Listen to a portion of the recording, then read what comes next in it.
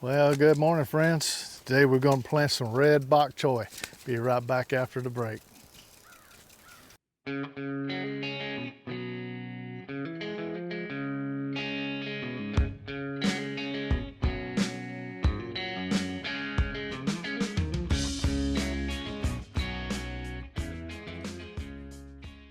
Well, welcome back. Today we're going to get started on our red bok choy.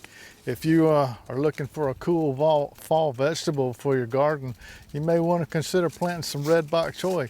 They're beautiful and they taste great. And the red leaves are kind of unique. It's something cool to look at. I got all these seeds at Kitazawa Seed Company. So if you ever want to grow some of these for yourself, go check out that seed company online and you can order yourself some. Have to excuse me for all the love bugs. It's love bug season down here in Florida, and we got a lot of them today. So you might see one crawl across the lens here periodically. But anyway, I got the seeds, got my tray ready. Let me get these seeds into the seed starting tray so we can get them over here into the seed rack. I want to grow these in containers, 3-gallon containers, because you know, bok choy is a slug magnet. But if I can, I've always found that when I start them into cups and I transplant them over into a 3-gallon container and I grow them on a grow table where they're lifted up off the ground, I really don't have a slug problem.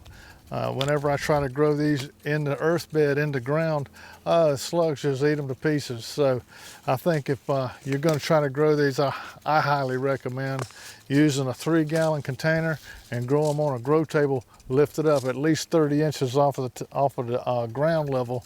And I think you'll have a much better success regarding the slugs. So anyway, let me get these seeds in here and we'll get them over to the seed starting table. Okay, here's how I start all of my seeds.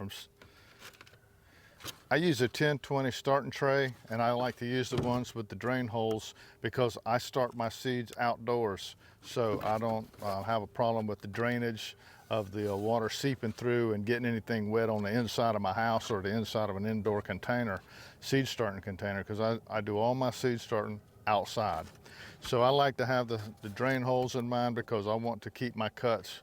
I want the water to fall completely through my cups and let me add water as needed instead of them standing in water for too long of a period of time, which rots my seeds. Okay, so that's why I use the 10-20 drain tray. Now I use my cups, my seed starting cups.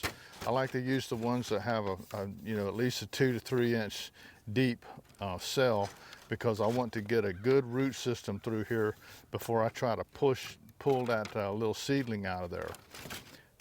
Next thing I do is I add my seed starting mix, and I make my own seed starting mix. So if you want to learn how to make this stuff at home, you can. We have a video on our channel that explains how to do that and demonstrates it pretty clear. Or you can, if you only have 1 or 2 trays to do, then just simply go buy some seed starting mix at your local nursery. For me, I have many seeds trays that I need to start, so it's more economical for me to make my own seed starting mix. Okay, so next thing I do is I use the mix.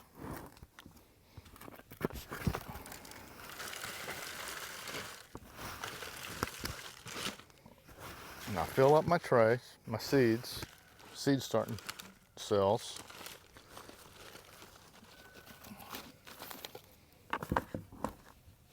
Once I have it good and leveled off like this, then I come back through here and I mash in all of these seed cells. Mash them in good and tight. Use your fingers, push them down in there, because this thing is just full of air. And if you have air inside these cells when you're trying to start your seeds, they're not going to germinate. You know, you're just wasting your money and your time, and very disappointing. So you want to keep these things good and tight when you get ready to start. So push them down good. Once I have them down, packed in there pretty tight, the next thing I do is I pre-moisten Some people pre-moisten their soil before they put it in, but I've always found it easier to do it like this. And you can do it either way you want. It's up to you. Now that I got it tight, I pre-moisten each cell by flooding it a little bit. Okay. Let that soak down just for a few seconds. You see it just gobbles up that moisture, it's so dry. And once I got it where I don't see the water standing anymore, then I tamp down the tray.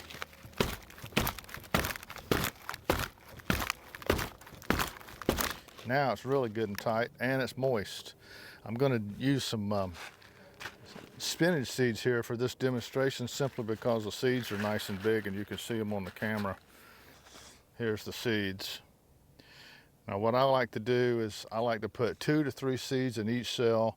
I'll let those seeds germinate, and as the seedlings get up mature, a little bit bigger where they're an inch or so tall, I'll come in with a pair of scissors and snip off, you know, the weakest looking seedlings and keep the best one. So I thin it down to where I have 1 seedling for each tray. So let's start out by putting a couple seeds in each one of these cells. And I try to make sure that I get them kind of close to the middle of the cell, because if you don't, they run out to the end, you know, to the edge of the cup, and I just don't like them to grow down the edge of the cup.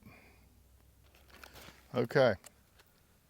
After I get the seeds in the cups, I'm going to come back and I add in some more soil and level that back off again to where you got right at about 1/4 of an inch of soil on top of those seeds. And right now this looks like I got more than 1/4 inch, but keep in mind it's full of air. So once I get it in there, again I mash it down a little bit. I hit it with a little bit of water. You'll see it sink down some more, so I'm getting to that 1/4 inch, that magic 1/4 inch mark I'm looking for of soil over the top of the seed. You don't have to add very much water that time. And again, I tamp it down.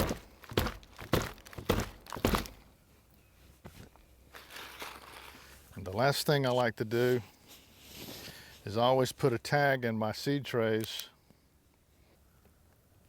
I like to write on what that seed is, what that tray is, and what date that I planted it. Okay? Then I stick it right into the corner here in one of the cells, and that tray's ready to go to the seed starting rack and germinate. Okay, I got my seeds all into the seed starting tray. Let's get these over in the seed starting rack and get them started.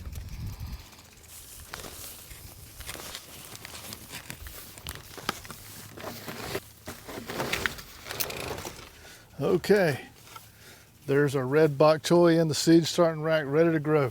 So we'll be watching these in the days ahead, and as soon as I get these things up where they're ready to transplant, we'll harden them off on the hardening table, and we'll get us some 3-gallon containers, and we'll go through that process with you, and we'll monitor the progress of these all the way out until the day we harvest them. So we'll see you soon.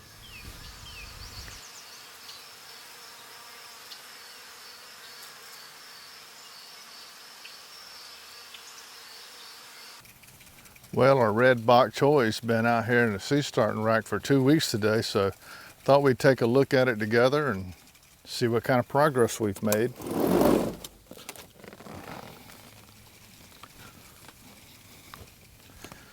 Let's step on over here and take a closer look at it with me. Come on in. Well, it looks like we've had, you know, about a 99% germination rate. They're really doing really good. The seedlings are about 2.5, 3 inches tall.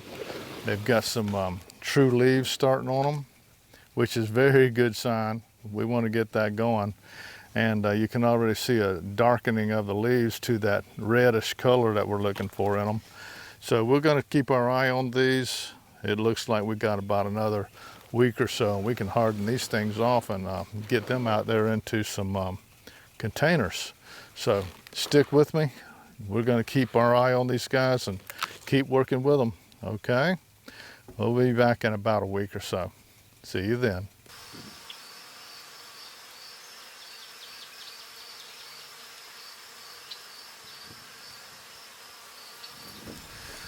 Well, good morning. Our red Bok Choy is hardened off. It's been out here on the hardening table for 4 days. It's ready to go. So today I'm going to be planting these in some 3-gallon containers with you. We'll plant them together. Here's the container that I'm using, 3-gallon container, and I'm using my own container soil that I mix at home. If you want to make some of this yourself, Nancy will put a link on this video for you. It's how to make your own container soil at home, and go check out that video because really there's nothing to it. So this is what I'm going to be using. I got my my plants are ready, so let's get the containers loaded with soil and pre-soaked and planted, and we'll be off and running. I'm going to be using some blood meal in this container with these plants because I want to push the nitrogen through these plants pretty hard to push the foliage growth, because remember, we eat the foliage on these. So I'm really after that foliage, promoting that foliage growth. So I'll be adding blood meal, and I put about a handful.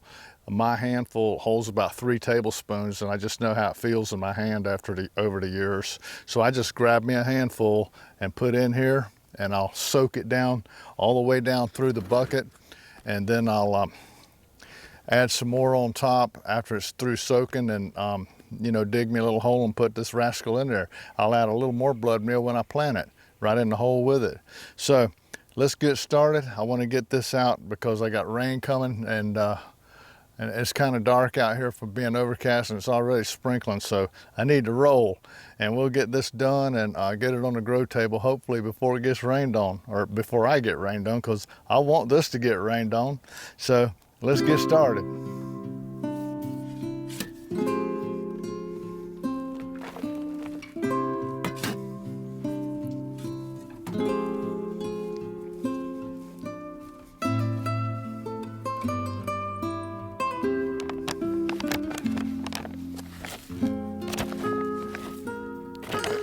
Leave it.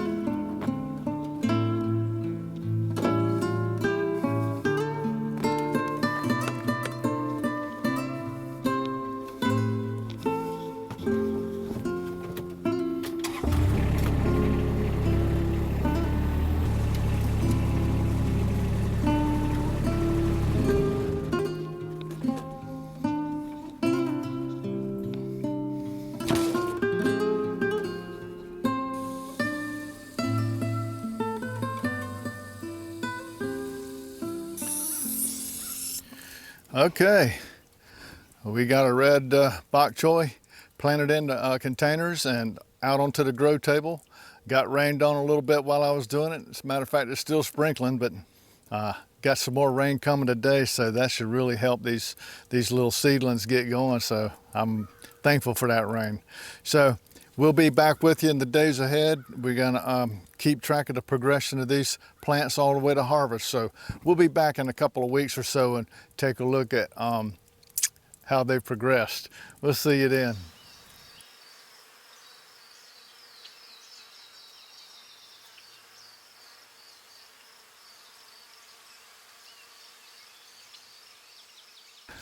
Well, our red Bok Choy's been out here for about 3 weeks now.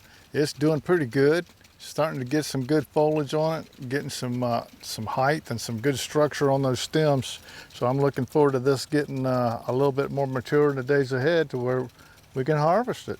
So we got about 36 containers of red Bok Choy that'll be ready here in just about another month. So we'll stay tuned till we get them harvested. Be back soon.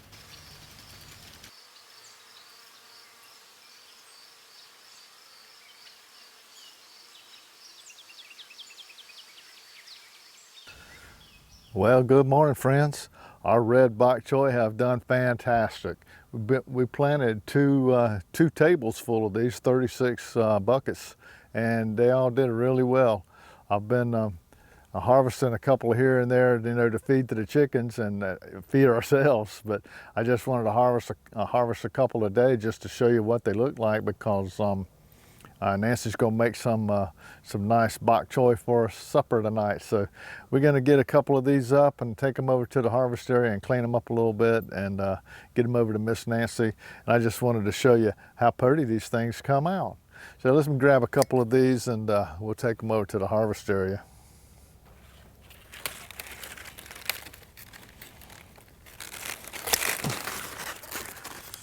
Isn't that pretty? They dress out a little fuller than the purple bok choy that I did earlier. These seem to be a little bit thicker. They do a little bit better, I think, than the purple. But the reds they're not bad. I like the green. I'd rather seen the white stems on them, but these are kind of a lime green color. But I like the white. They're pretty. But anyway, this is a beautiful little plant. It's much different than what I'm used to seeing. But the red bok choy may be something you want to put in your garden this fall, or even possibly the spring. So let me get another one of these and we'll head over to the harvest area and clean it up and get it to Miss Nancy.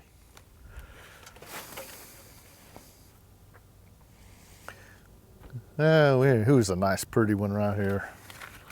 I always try to get the biggest and best ones whenever I harvest. Because if I get a real pretty one, I take it to Miss Nancy. She goes, "Oh, honey, that's so pretty." She praises me for it, makes me feel good. But here we go. There's another one. We'll take her these two and thrill her to death. Let's head over to the harvest area.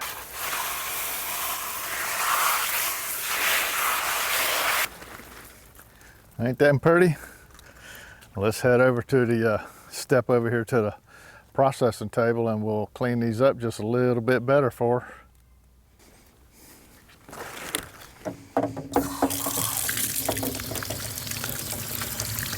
What I like to do right here is I'll take some of these little leaves off the bottom that don't look just right. Any slight little imperfection in them, I'll take them off, and those become chicken treats. That's really beautiful, isn't it? Let's get this one cleaned up too.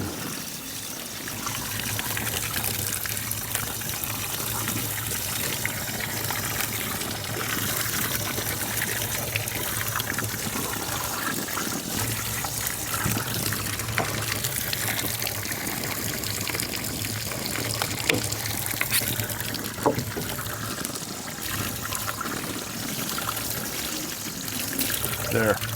I like for it to be absolutely perfect when I hand it to her. But anyway, there's two fine, pretty ones. We'll take those over to Miss Nancy and we'll have us some really beautiful red bok choy for dinner tonight. And the chickens, they'll thank me as well. So anyway, I thank you for watching and tagging along with us on this journey of this beautiful red bok choy. I hope you had fun on this video with us, and I hope it brought a smile to your face and a little joy to your heart to watch our videos. So until me and Nancy see you next time, always remember, by His hands we are fed. Give us, Lord, our daily bread. Amen. Have a blessed day.